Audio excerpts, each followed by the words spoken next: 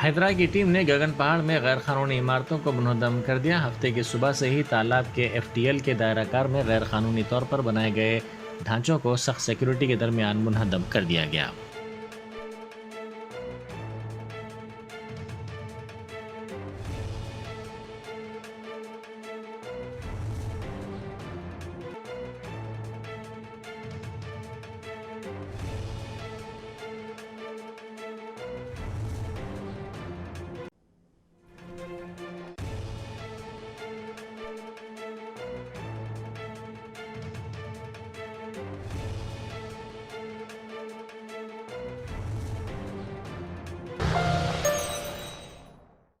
Germanton super speciality hospital national award winner doctor Mir Jawad Zar Khan, German trained senior orthopaedic surgeon and director, माहिर doctors doctor Wasif Azam और doctor Bharavi Chunduri, senior cardiologist और दीगर doctors नुमाया खिदमत अंजाम दे रहे हैं। Robotic surgery, advance cath lab, MRI, operation theatre, ICU, 2D ultrasound जैसी सहूलियात से आरास्ता कॉर्पोरेट लेवल हॉस्पिटल। वाजबी फीस में हर मर्ज से शिफायाबी के लिए Germanton super speciality hospital, Attapur.